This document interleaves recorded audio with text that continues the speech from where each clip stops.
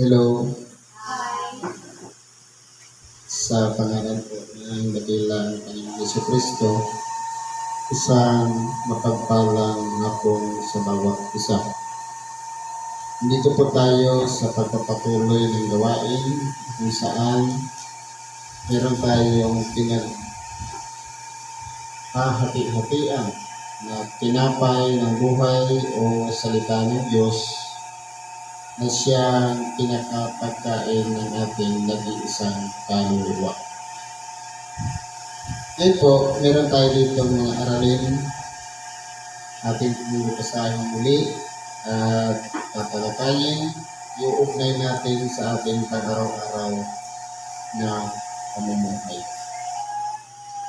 Ang una po, ayon sa Ebanghelyo ng Apostol San Mateo, sa Kapitulo 13, versikulo 1 hanggang sa 9.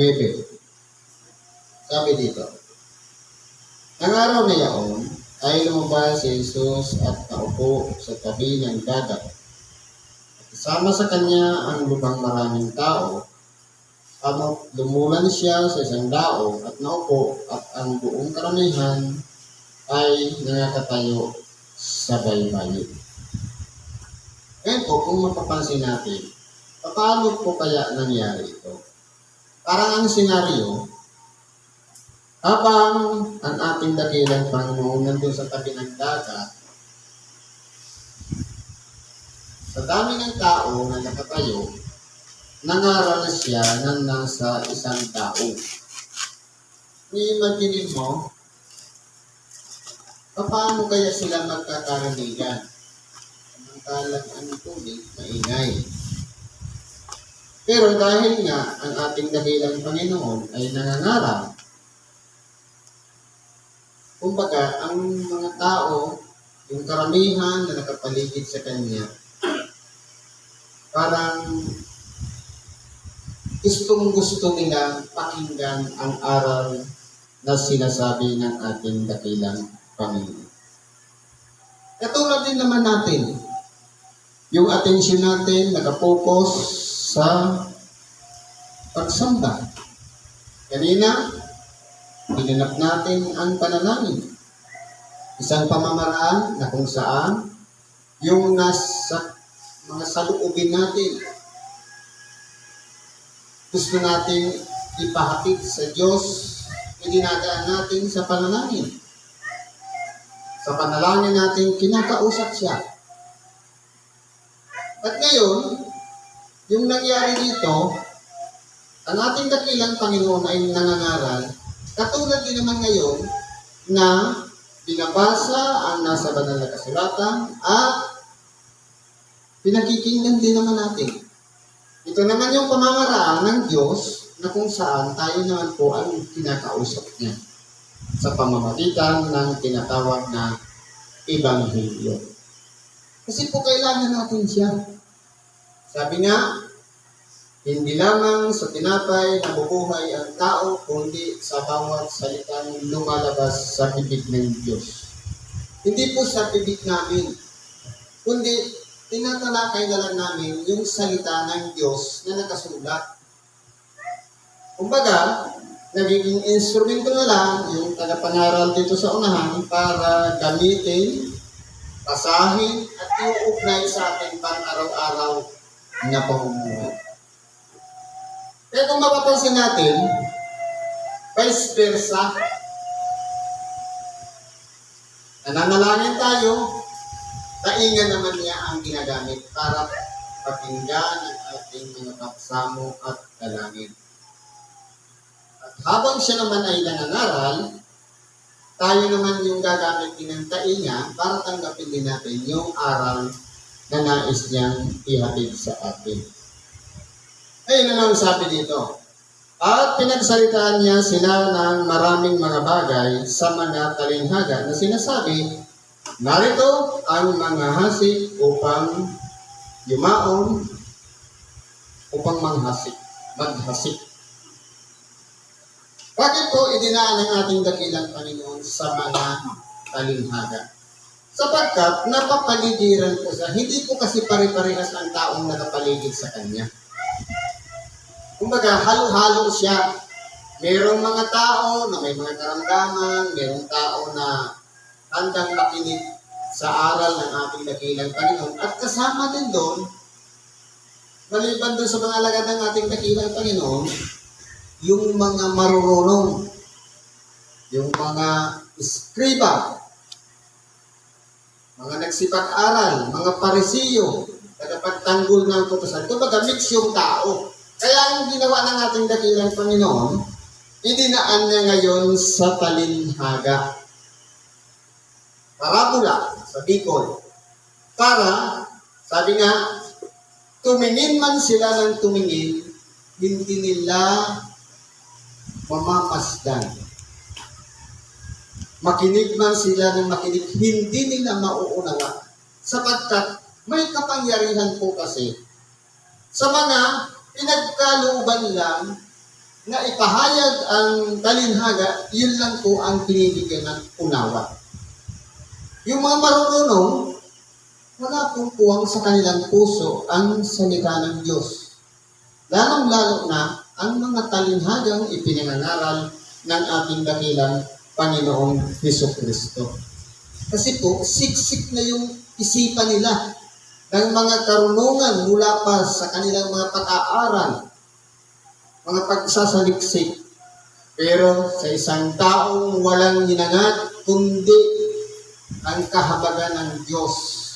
Ito po yung mga bukas ang pag-iisip na handang tanggapin ang aral o salita ng Diyos. Kaya hindi lahat ng nakapaligid sa ating dakilang Panginoon, pare-parehas po ang unawa na mayroong silang taglay. Meron doon, nagmamasid lang para, kumbaga, tingnan yung ginagawa ng ating dakilang Panginoon na parang ginagawa nilang, parang naging dahilan ng ating dakilang Panginoon na nangangaral din ng ibang aral. Samantalang yung nakasanayan ng mga eskribas at mga parisiyo, hindi naman sinasang-ayunan ng ating dakilang Panginoon. Dahil kung magkaiba ang kanilang pernaw.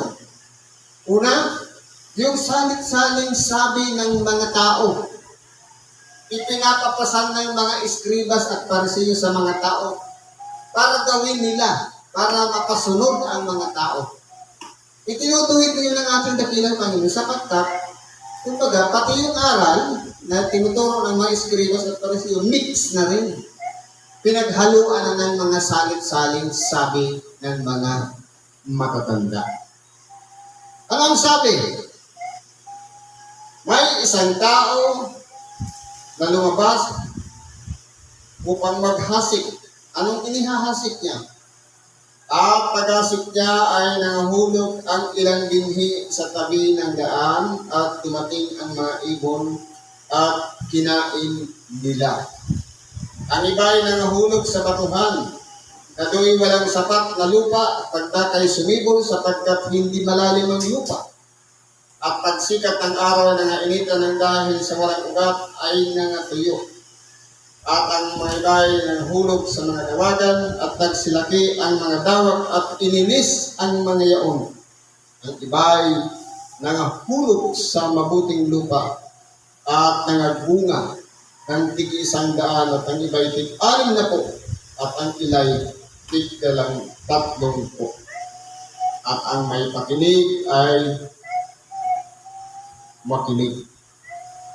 Ngayon po, yung motel na inihasik, nahulog siya sa 4 na uri o 4 na bagay na binagsakan ng binhi.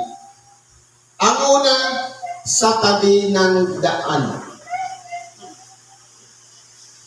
Ikalawa, yung nasa batuhan.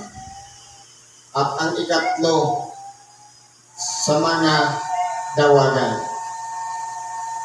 Ang pang-apat, nahulog sa matabang lupa.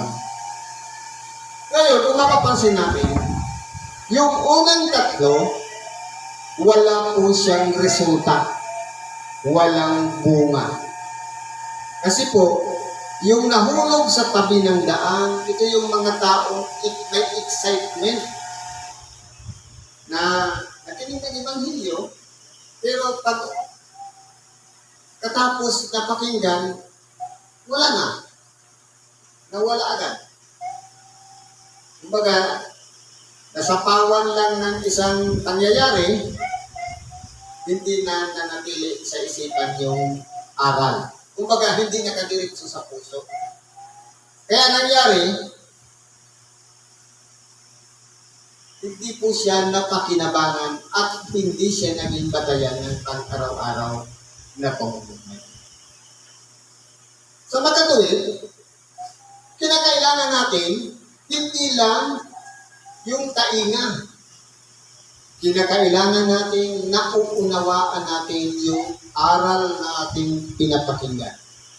Kasi po, sabi dito sa huli, ang may pakinig ay makinig. Lahat tayo may tainga.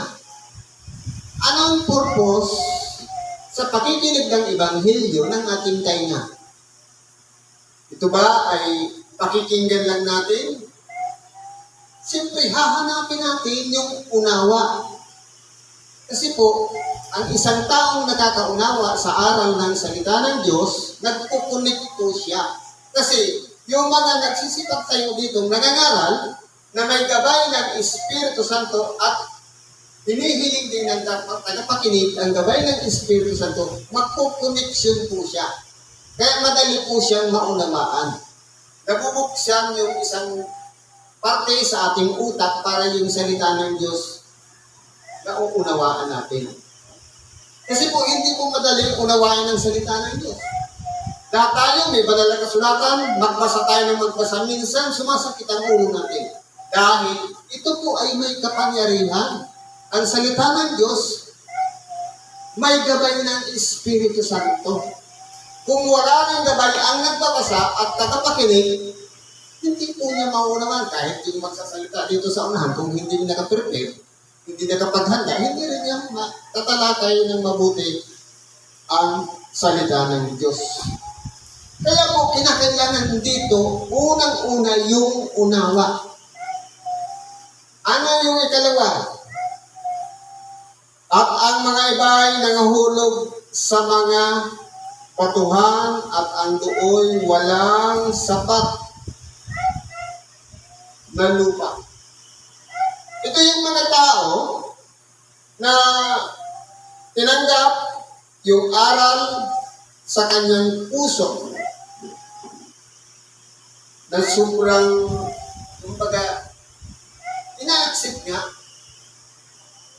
Ina-apply naman ang unawa. Dinadaman na yung kalagayan ng salita ng Diyos kung paano iniugnay sa ating puso. Pero, dahil sa mga problema, dahil sa mga suliranin o mga danasin natin, minsan po, nadadala tayo ng emosyon.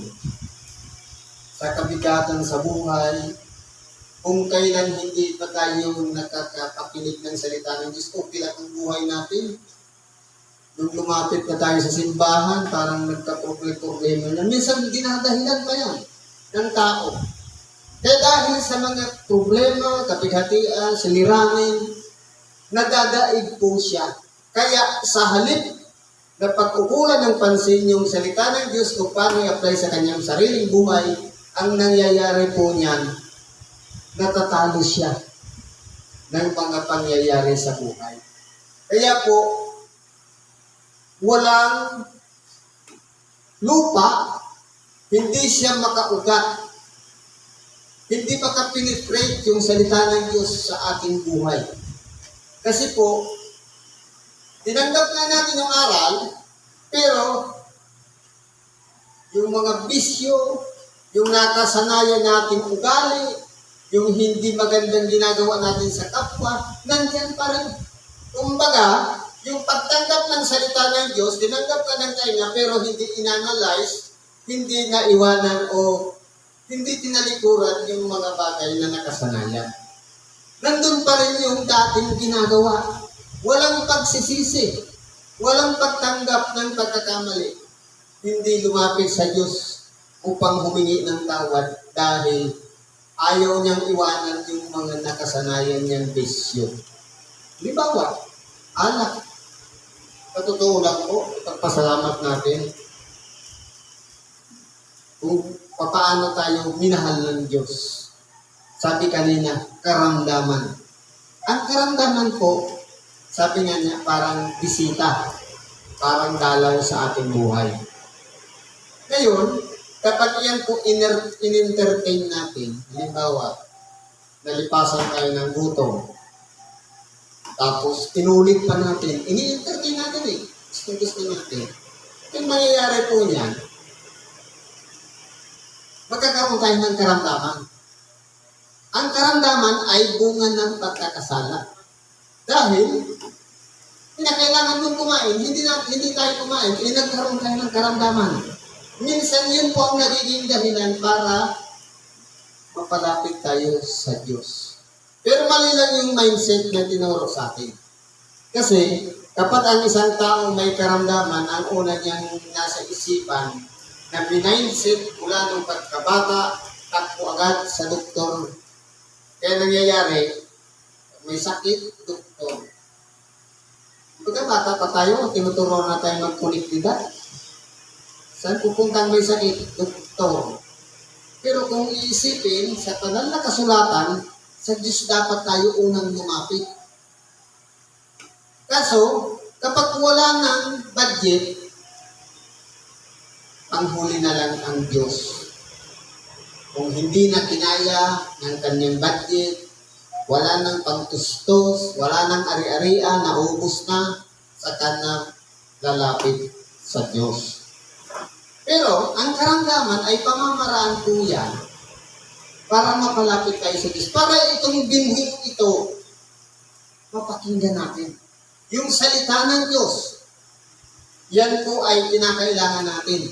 Na noon, bagamat hindi tayo nagsisimba, pero nung magkaroon tayo ng karamdaman, nagkaroon na ng puwang para yung binhing o kaya salita ng Diyos, tanggapin natin. Ang tanong, ano kaya tayo sa harapan ng Diyos ngayon? Isa ba tayo sa kasama sa batuhan na tinatanggap ang salita ng Diyos, pero dahil sa mga problema, hindi niya ina-apply sa kanyang buhay, o nahulog sa batuhan, hindi siya makapag-ugat. Kaya, wala pong mangyayari. Hindi siya tutubo o lalaki, matutuyo po siya. At ang pangatlo pa, isa pa, nahulog sa dawagan. Walang iba, tinatanggap naman natin ang aral o salita ng Diyos, pero po, dahil po sa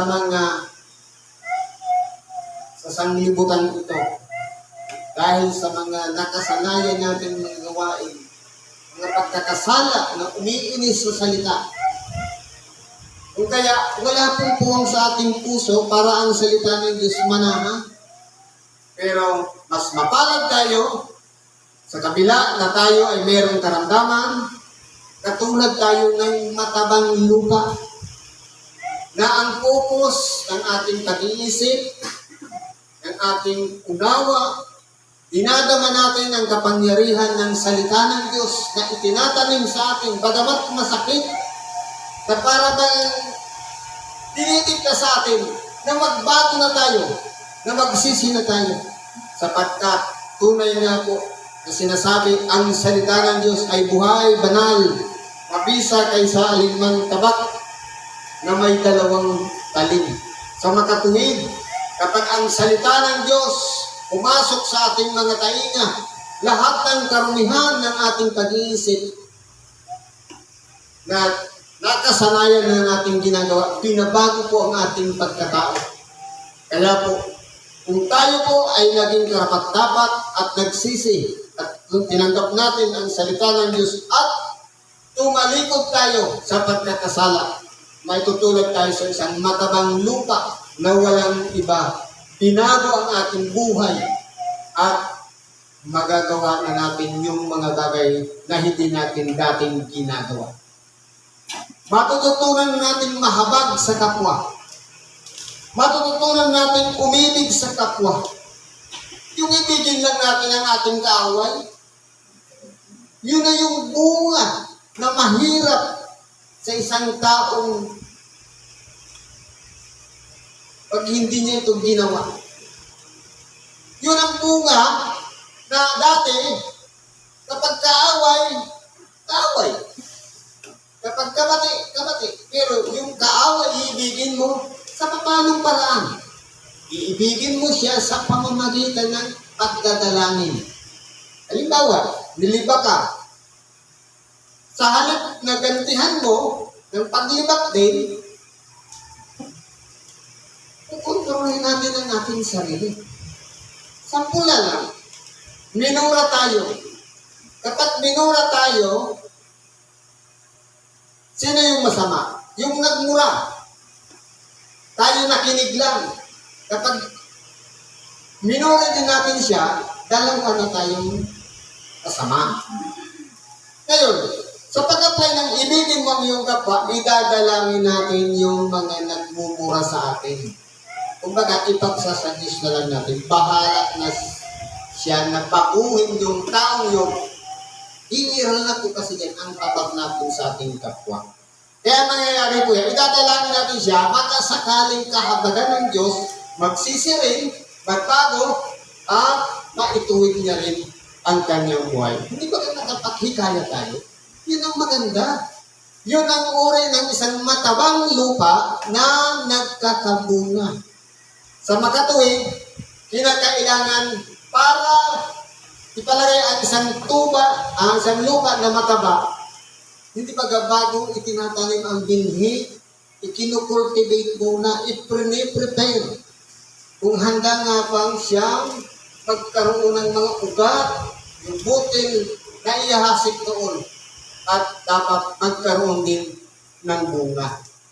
Kumbaga, ang mangyayari niyan, parang yung binhi na yan, yung salita ng Diyos na yan, dapat, pag tinanggap yan ng isang tao, meron talagang ugat. Merong patandaan na siya'y nagsisi at nagbalik loob sa Diyos at tumalikod na sa pagkakasala. Ang salita ng Diyos mismo ang magsasaayos ng ating maruming buhay. At ang salita ng Diyos mismo ang magpapagaling sa ating mga karamdaman. At ang salita ng Diyos mismo ang magtuturo sa atin sa ating mga pang-araw-araw na pamumuhay. Kaya po, tanungin natin ang ating mga sarili, saan kaya tayo doon? Sa isang tao na katulad ng pinasikan sa tabi ng daan. O katulad ng nasa batuhan. O katulad ng nasa tawagan. O kaya katulad tayo sa matabang lupa na walang iba. Mula ngayon, ito na yung pag-ahasik. Sana'y magkaroon ito ng ugat at sumibol. At sa pagbabalik natin dito, sana po meron na tayong napatawad, meron na tayong nagawa ng kabutihan sa ating kapwa. At nagbago na tayo ng ating sarili nating buhay. Kaya po kung maunawaan natin, hindi po siya literal na butil. Ang butil ay inahambing sa salita ng Diyos. Ngayon, lahat tayo ngayon pinahasikan. Naway, kung meron pa tayong mga kimkim na sama ng loob sa ating kapwa, naway, itong salita ng Diyos na ito ang magpabago na ng ating pagkatao at magturo sa atin upang gawin natin kung ano ang kalooban ng Diyos. Kasi po sayang yung pananalangin natin ng Ama namin. Sabi, Ama namin nasa langit ka, sambahin ang pangalan mo. Sinasamba natin siya. Gawin ang loob mo. Ginagawa ba natin yung kalooban niya? Paano kung halimbawa, ang Diyos nagpapatawad, tayo hindi nagpapatawad, hindi natin nasusunod yung kalooban niya. Kasi yung kalooban ng Diyos, ang Diyos pag-ibig. Dapat nakahari sa ating puso ang pag-ibig. Dapat puspusin natin ng pag-ibig sa kapwa. Kasi kung paano tayo sumisigaw ng Diyos ko po o Panginoon ko, samantalang namumuhi tayo sa ating kapwa, na ang kapwa natin larawan din ng Diyos at tayo larawan din ng Diyos, magkaparehas lang naman ang figure, ang hitsura. Lamang magkakaiba-iba lang yung pinanggalingan, binhi, kaya magkakaiba-iba ang shape ng mukha, pero pare-parehas tayong tapi, bakit tayo naghahagisan ng kasamaan sa kapwa. Natutulan po, hindi dapat yan ginagawa ng pinagaharian ng salita ng Diyos. Hindi, kinakailangan gawin natin yung kalooban ng Diyos. Pairalin natin yung pag-ibig sa kapwa, mahalin natin ang bawat isa. Wala na dapat kaaway, wala nang kaalit, dahil sabi nga, ang laban natin dito sa ibabaw ng sanglibutan, hindi laban sa laman at dugo. Kumbaga, ang mga tao, kapag mayroong mabuti, mayroong masama. Ang mangyayari po niyan, parang may mga player lang tayo. May player din si Satan, may player din ang Diyos. Ngayon, ang gusto ng mga move ni Satan, kasi ang trabaho ni Satan, parang yung umuungan na naghahanap ng masisira niya. Siyempre, mayroon namang good. Magdadalaw ngayon yung mga ginamit ngayon ni Satan. Yung mga palamura, yung mga manglilibar, yung mga ganon. Siyempre, kung natitinag tayo at natatalo tayo ng mga kasamaan, napapalipat tayo doon sa kasamaan. Kaya po, ang pagka-counter, lalong-lalo na kapag minumura, pagpigil na lang ang susit niya para hindi tayo maging kabilang doon sa mga phone o sa mga instrumento o ginagamit ng kalaban ng Diyos para hindi tayo maging sa kanila. Kaya ang salita ng Diyos nito, itinatanim ngayon para baguhin na natin ang ating pagkatao. Ituwid na natin ang ating mga landas at tahakin natin ang ayon sa kalooban ng Diyos na walang iba. Pairalin natin ang pag-ibig sa ating kapwa. Siguro po, nandito na lang, pakikibahagi natin sa oras na ito. Salamat sa Diyos. At anuman ang ating mga kahilingan, karaingan, lapit natin yun sa Diyos at ipagkatiwala natin sa Kanya. Pagkamat sa tao, imposible ang mga kahilingan natin. Pero sa Diyos, wala pong imposible. Lahat po ipagkatalog niya. Lakasan lang natin ang ating pananalig sa Kanya at magtiwala tayo sa Kanya at ipagkatalog niya. Ano man ang ating kahilingan. Salamat sa Diyos at mapagpalang hapon sa bawat isa.